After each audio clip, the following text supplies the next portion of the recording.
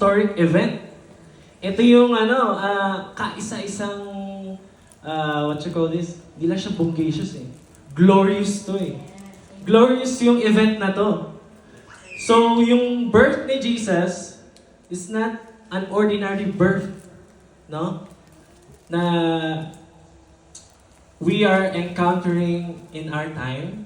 No? Right? Every woman is giving birth, right? But this one is different. Because it was by the Holy Spirit. Right?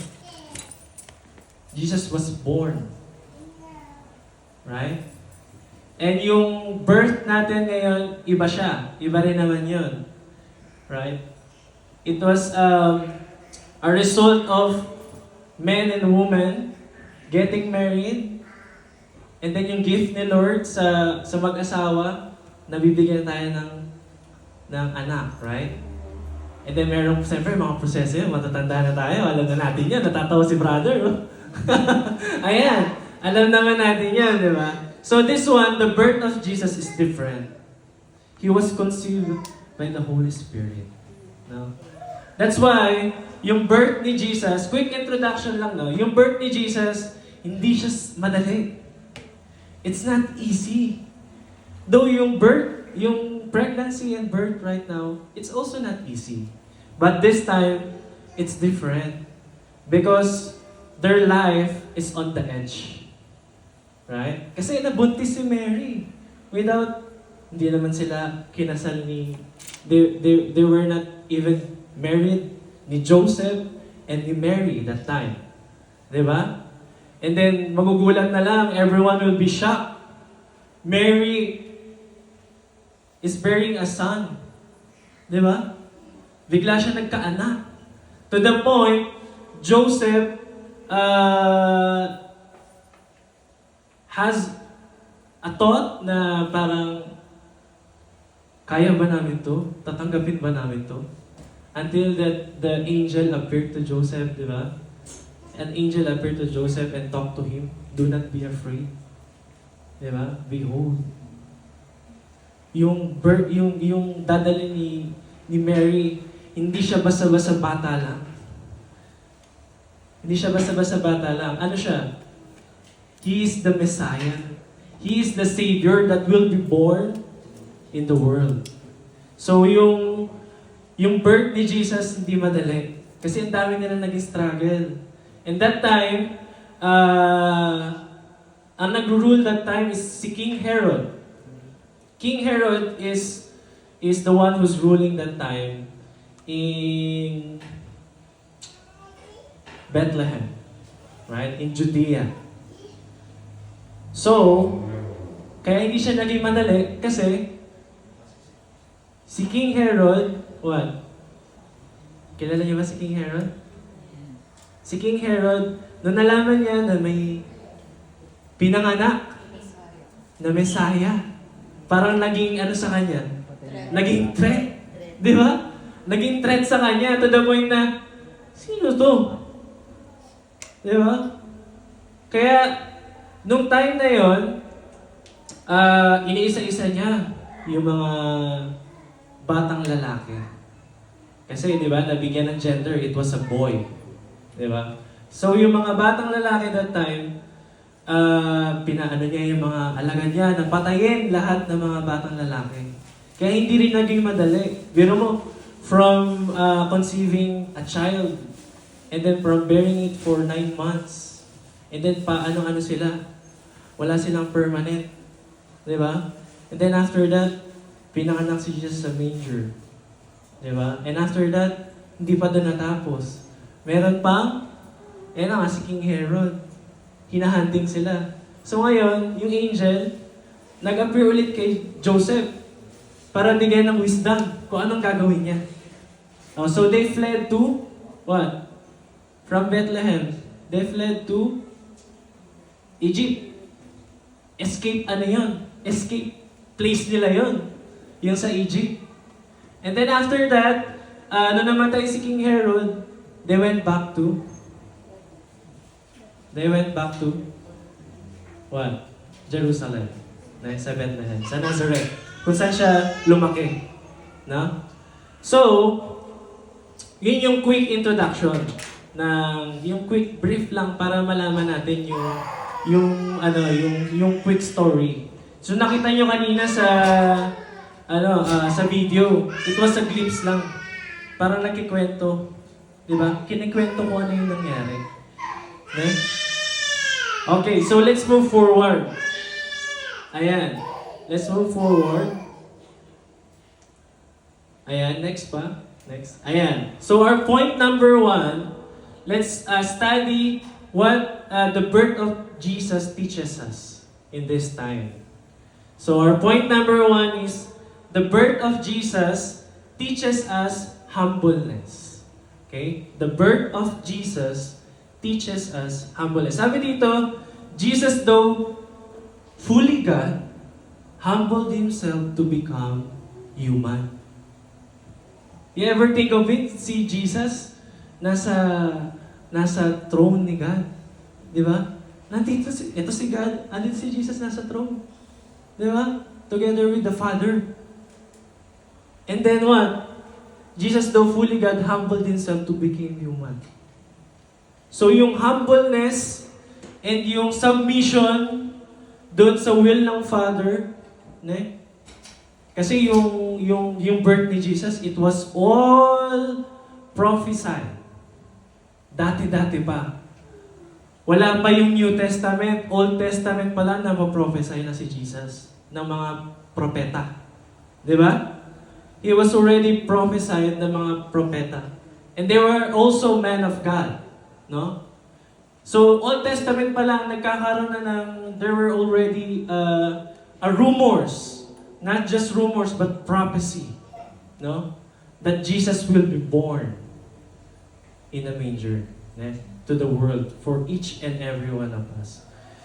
So Jesus demonstrates humbleness and submission to the will of the Father. Okay, so let's open our Bible in Philippians chapter 2, verse 6 and 8. Ayan. Ayan, dyan na kayo. Humihinga pa ba kayo? Humihinga, tahimik. Seryosong seryoso. Seryosong seryoso tayo. Ayan, Philippians 2, verse 6 to 8. Ayan.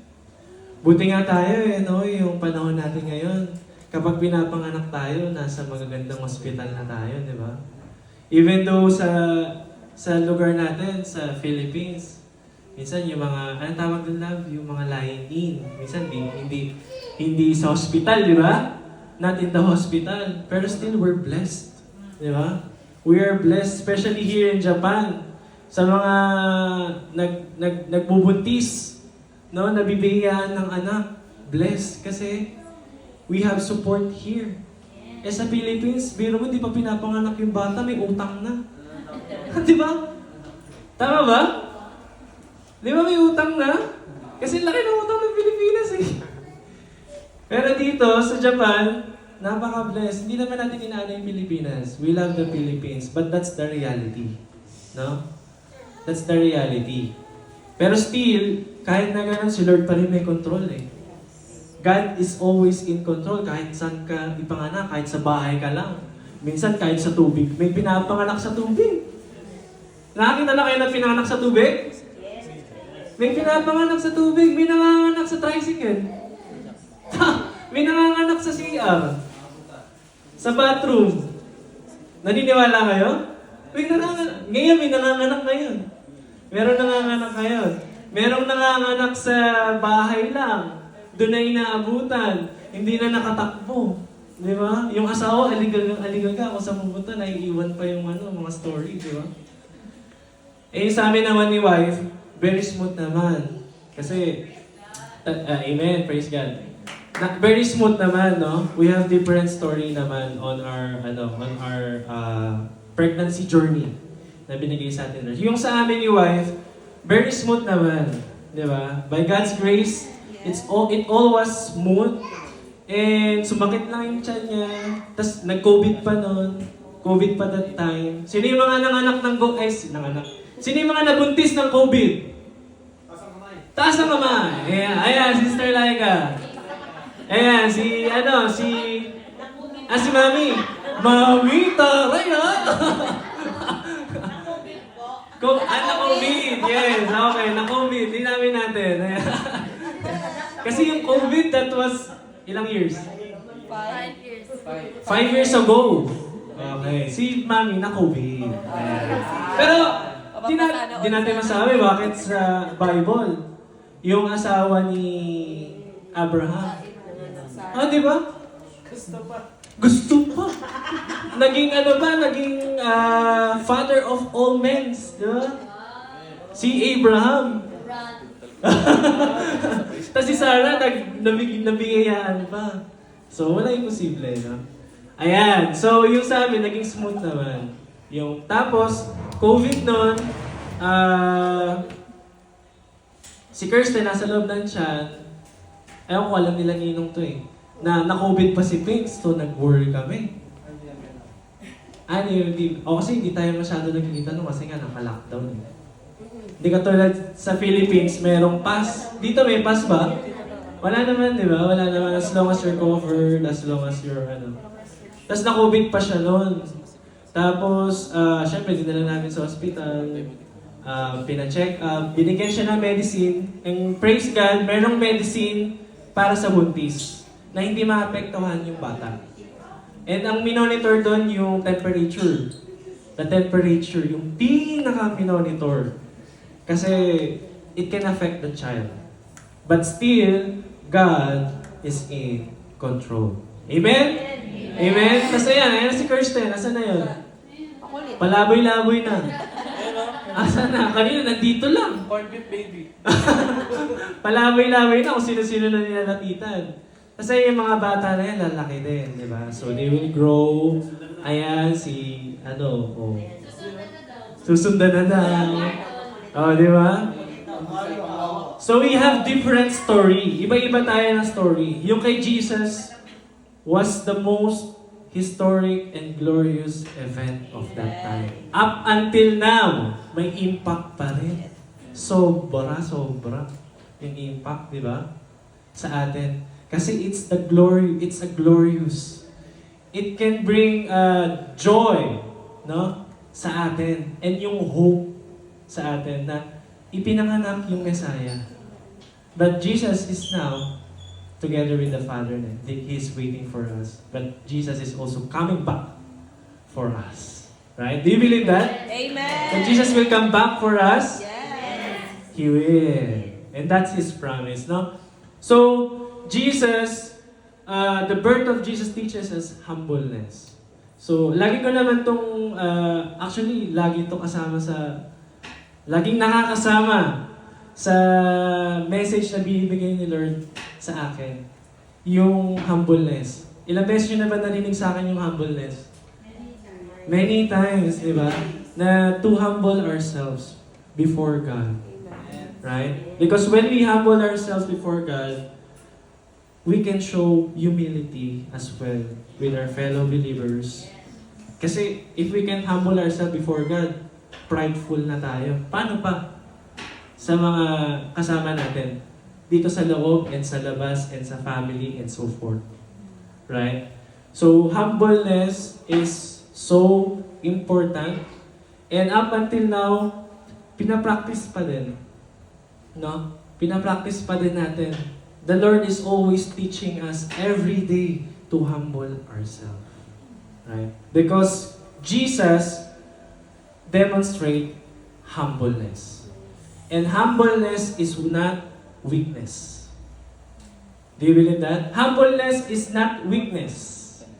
Hindi siya weakness. Humbleness is a strength.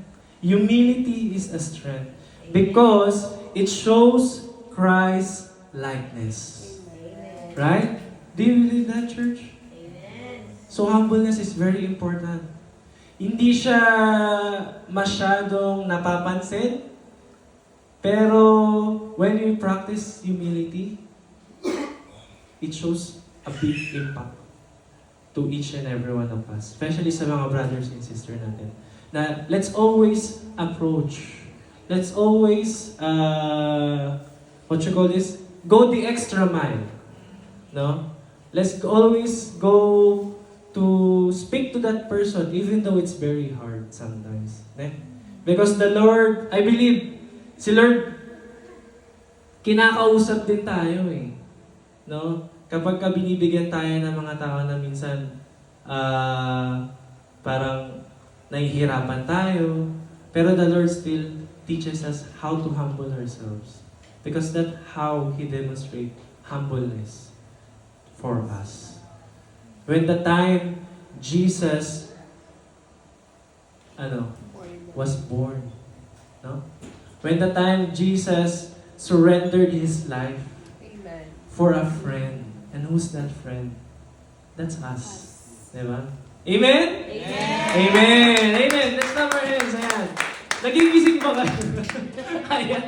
Nagigising ba kayo? Parang gusto nyo ayuda. Parang gusto nyo ayuda. Si Lord maraming ayuda. Amen? Amen. Amen. Ayan. Alam ko may ayuda, di ba Lord? Siya kasi nagmamanage siya. Tapos binabalita niya na lang sa akin. So good news yun. Ito, good news to. Pero mas good news to. Mas good news yung birth ni Jesus. Pero good news din yun. Yung napaparating sa akin ni wife na, love, may ayuda, okay na. No? Kasi hindi tayo kasama eh, di ba? Kasi hindi pa tayo nakakapag-work. No? As long as makapasok na si Kirsten sa Hueco pwede na tayo nakapag-work. Pero nabigyan si Kirsten kasi yung mga bata meron eh. Like parang 2 lapad yata. 2 lapad. Tapos late lang namin siya na nakahabol kami. Lahat ba nakakuha? Lahat nakakuha? Oh, topic kanina. Lahat ba nakakuha? Meron. Sa mga low income. Opo, kami nakahabol pa kami kasi dumating kami ng October. Nakahabol kami. Opo, pero hindi kami napadalan, so nagsodan kami sa City Hall nung inaano namin si Kirsten. Doon namin nalaman na meron. Tapos parang may nilista, ganito ganyan, may tax na separation, ang daming listahan. Tapos ayun, pinila pa niya, nagpadala sila, andun na yung ang tawag dito? Yung dalagay mo yung bank account mo. Tapos isisend. Hinihintay na lang namin ngayon. Di ba? Magkano rin yun? 2 lapad, tapos 3 lapad. Sa pambili din ng bigas for how many months, di ba? Ang mahal ng bigas, di ba? Ang mahal ng bigas sa Pilipinas. Good news yun. Pero mas good news to. Amen. Mas good news si Jesus, right? Amen. Tama ba? Mas good news si Jesus? Amen? Okay, amen. Let's clap our hands. So, the birth of Jesus teaches us humbleness. No? So, let's not forget about that. No? To always extend the humility that Christ showed to us. And we can be a vessel of humility as well.